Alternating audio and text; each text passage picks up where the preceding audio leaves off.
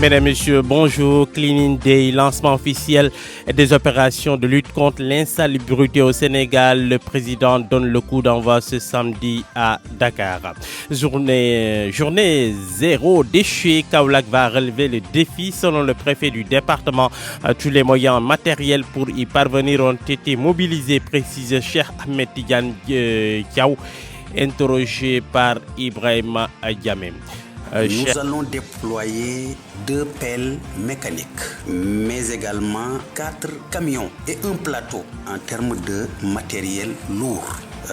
Concernant le petit matériel de nettoiement, également, nous disposons de moyens très consistants. Le site retenu pour cette première journée, c'est la gare routière, l'ancienne, communément appelée garage de Dakar. C'est un site qui se trouve dans un état d'insalubrité qui nous interpelle, nous tous. Je profite de l'occasion pour lancer un appel aux Kaolackois et aux Kaolackoises à la suite du gouverneur de région.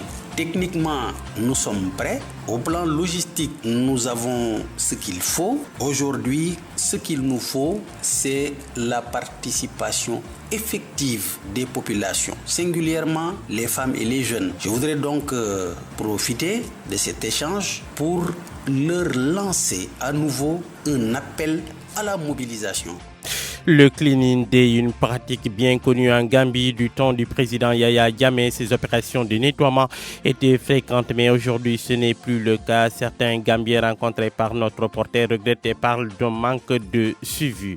La Casamance n'a jamais demandé l'indépendance. Une révélation faite par Xavier Diatta dans son nouvel ouvrage intitulé Casamance, les geôles du mensonge. Par ailleurs, dans ce livre qui se fonde sur des témoignages, l'auteur prône la suppression de toutes les structures qui s'activent dans le processus de paix et que le président de la République lui-même prenne les choses en main. Xavier Diatta au micro de la jeune Date Diop. Dans ce bouquin, un document inédit, le mémorandum de la délégation des cadres casamançais d'avril 1984. Ça devrait être le premier document émanant des intellectuels casamançais qui se sont penchés sur la question, qui ont réfléchi et qui ont donné, d'après leur compréhension, qu'est-ce qui a été à l'origine de son conflit et quelles sont les recommandations qu'ils pouvaient faire au président de la République qui était Abdou Diouf pour qu'on en sorte rapidement, parce que pour eux, pour résumer, ils croient que c'est d'abord un mal-être et un malaise. Donc, ce vieux, il nous révèle ce document. Ensuite donc, ces cadres casamançais ont parcouru toute la Casamance, toute l'articulation économico-sociale de la Casamance.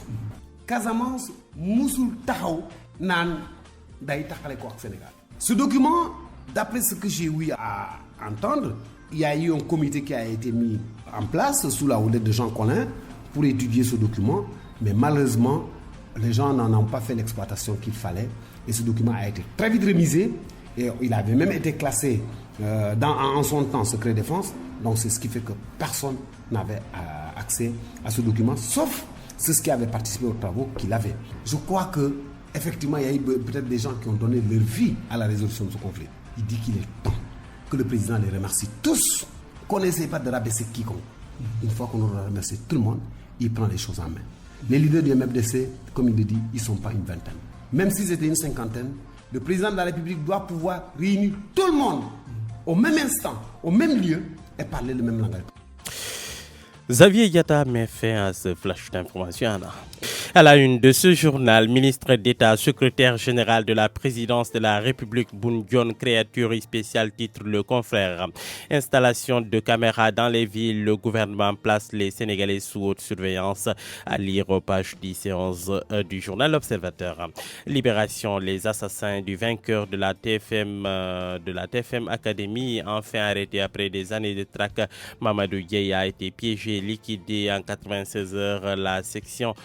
La sûreté urbaine a arrêté avec l'apport de plusieurs démembrements de la police les auteurs du crime qui avait eu lieu le 8 avril 2017 à Daro-Tchoub.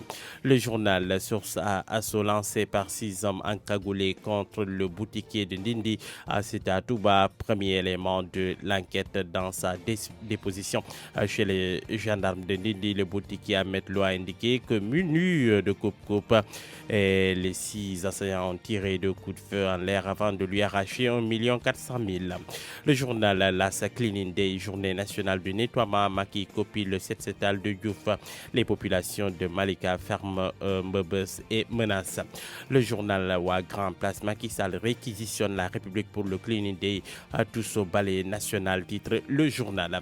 Enquête, amélioration des services d'urgence, les incongruités de Diouf Sarr. L'État veut revenir à l'orthodoxie dans la prise en charge des urgences et s'y prend très mal, constate le journal. Vox Populi, 4 de Y'en a marre avertit Macky Sall, si tu forces le 3e mandat, on ira te déloger au palais. On ne s'attardera pas, on suivra ton conseil de 2011 sous Abdoulaye Wade. Le journal Le Soleil, à la une, campagne arachidière, la Sonacos octroie des primes au tonnage. Modou Diagne Fada, le directeur général, si un opérateur se présente avec 1000 ou 2000 tonnes, on peut aller jusqu'à 300 francs CFA le kilogramme rendu usine. Le journal Stade de Quotidien tout à l'heure, la Tribune d'abord, levée de suspension des programmes de la Sen-TV, le monstre recule, tout titre le confrère. Sud Quotidien, interdit de rassemblement contre la hausse du prix de l'électricité au centre-ville de Dakar, Nyolank prend la banlieue. Le journal Le Quotidien, démarrage de l'opération Sénégal propre, le défi du balai citoyen, l'adhésion populaire, en enjeu à lire à la page 3 du quotidien. Le journal Le Quotidien, le journal Les Échos en première page, suspension des programmes de Sen-TV, la sanction levée, Babacar Diagne révèle, nous avons préparé cette sanction 3 jours avant. Macky Sall n'était même pas au courant. En 2012, Bougane Gueye Dany m'a approché pour que je sois directeur général de Sen-TV comme Youssou Ndour par ailleurs. Le journal Stade Quotidien, à la une, City Chelsea, Tottenham PSG, Koulibaly, tête d'affiche du mercato hivernal. Le journal Record, meilleur buteur africain en 2019, Sadio dans le 11 type de l'équipe. Sadio côtoie Messi et Ronaldo, qu'un autre africain, dans ce 11 type de l'équipe. Le journal Sonolambe, pour boucler à la une, Balagaï 2 annonce la couleur. Je vais lutter cette saison. Tout le monde attend mon combat. Une saison sans Balagaï 2 serait insipide. Je vais exploser l'arène, a-t-il dit encore, à lire dans Sonolambe de ce matin.